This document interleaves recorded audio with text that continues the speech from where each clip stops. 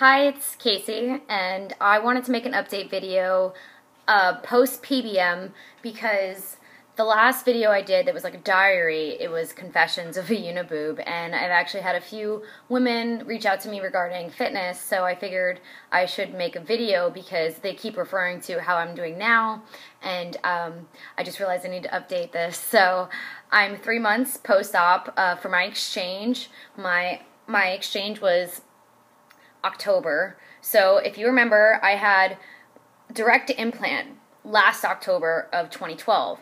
And because of complications and knee surgery at the same time, I ended up having one breast.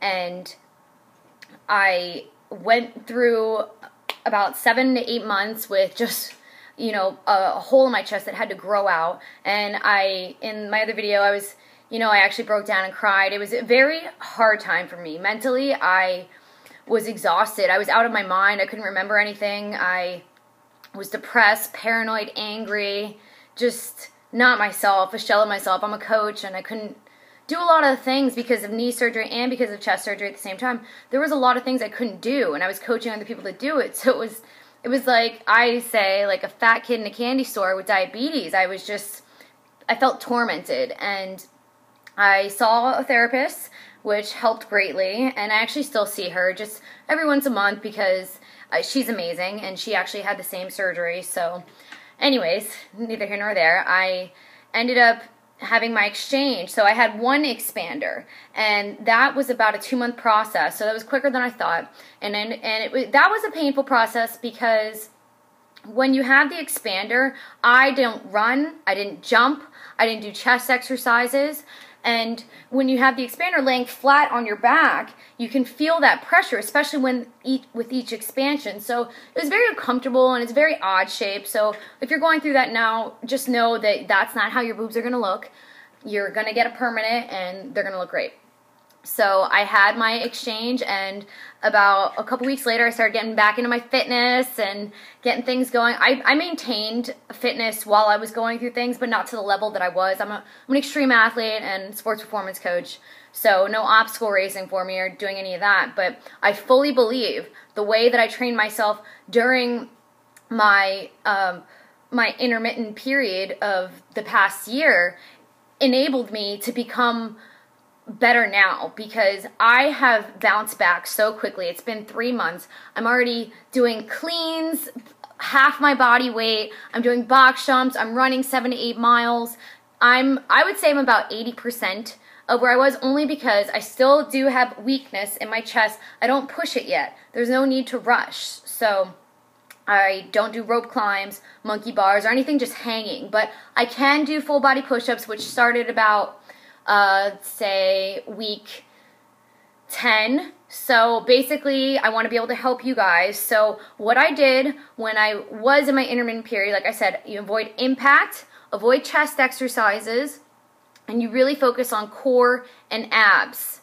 So that's what core is abs. Core and cardio. So that's what I did, especially because I had about 5 surgeries in the past year between my knee and the breast. So every time you go under anesthesia, it kind of affects your respiratory system and your endurance. So that was my main thing, was working on my endurance during my intermittent period. So I fully believe that I was able to recover so strongly and like so quickly because I kept a good nutrition. I kept good nutrition during that period, and because I didn't push myself then. I was just, as much as I wanted to, and it drove me crazy, I knew that it didn't matter to be able to do one workout then or to be able to be at full capacity in a couple months. So have patience. Number one throughout this whole thing is patience. And everybody knows I'm the biggest fan of exercise and extreme sports. And like I said, this is my profession, my hobby, my religion, my everything, my meditation, my therapy. So, to not even be able to run, what I would do instead was go on the elliptical and mock run. Like, not even use the handles because I didn't want to do that, but I would mock run just right here. and I would switch that off with the bike, indoor of course, switch that off with the bike. I did swim, I would do Stairmaster, and I would make a game of it. Like sometimes I'd go steady state, sometimes I'd go longer, sometimes I'd try to go further in that amount of time. I'd switch off the machines. So make a game of it, focus on cardio, focus on abs, and of course you can do legs, just really avoid doing any balancing. And my theory, and I'm not a doctor, but my theory is the reason I had a complication before is because I did impact too soon because of knee rehab.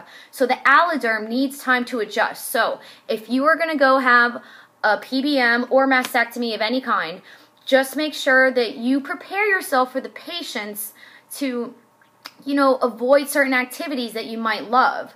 So you're going to find other ways to deal with that. You know, I read and got more into spirituality. So in the end, I just want to say that like all that negative mentality stuff that I had, that I was really just out of my mind. I was a shell of myself, and I wondered if that would carry on after I was done with this stuff. And I'm telling you, it doesn't. It's the best feeling. I'm back to me. I'm me. And if I didn't have these scars, I wouldn't know, because it feels like a dream. Like when you're in it, it feels like so long. It feels like it's never going to end. But now that it's over, I have even more gratitude, and I thank God every day for allowing me to cheat out of cancer, avoid breast cancer like everyone in my family has had, and to come out a better person, because through adversity comes strength. And I want to be able to help other people. So that's why I've made all these videos with fitness, and I'm really hoping to make Foobie Fitness something even better this year. So when I was done with my exchange, I did take time away from being involved in my thing, which is Foobie Fitness, fake Foobie Fitness, because I needed to check out of that. I needed to focus on other aspects of my life, because it had consumed me for a year going through all those surgeries. So I checked out for 2 months, and now it's the new year, so I'm back. I just turned 30, and that's why I'm just here to tell you that it does get better. Believe me, whether you're going through chemo, radiation, or just, you know, like me, I could fit a fist in my chest because of certain circumstances, which is odd. Nobody else should have that happen to them. But like I said, everybody's different. Everybody's doctor's different. Everybody's body heals different. And I was going under a lot. I put my body under a lot of stress with knee rehab. So I want to go into the look and feel of it. So it's definitely my left one that has been with me for a year now. It looks and feels like mine. I still can't really, like, I don't feel me touching it. I wouldn't feel if you pinch my nipple or something, but as far as like being a part of me, it doesn't feel like a foreign object. Now my right, you know, it's only been 3 months. It's a little oblong shape because I did have such massive scar tissue. I don't have scar tissue anymore. He removed it, but I do have a scar which makes this side kind of flat. So there's a scar about this big of my breast. So this one looks completely different than this one. This one kind of looks natural. This one not so much. And to me, I've sat there and I've like push it up, and maybe I want to tweak it and go back in, but to me, being able to function again is what matters most to me. Now, other women who have never had their breast touch might have different shapes or different sizes, or one looks different than the other, so I'm not going to sit here and nitpick my breasts, because nobody is going to see them except for me and somebody who really deserves to. So just don't obsess over the way they look. Now, again, the way they feel, you know, of course, getting back into some chest exercises, like doing push-ups and stuff, it feels weird at first, but you need to adjust and make sure you do those range of motion activities on my videos that I showed you before, and stretch daily to prevent scar tissue buildup, because sometimes depending on your body, you might heal differently and get more scar tissue, or depending on how quickly you enter activities and without, letting those adhesions stretch out within the muscle tissue, then you might have some binding in there. So I've actually just started massaging. I wouldn't do it straight afterwards, but here's the timeline.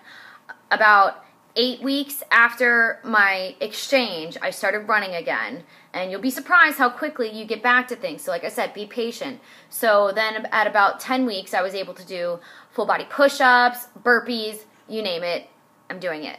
So now I'm 12 weeks, and the only thing that is, like I said, is that bothers me is hanging, so I don't push that yet.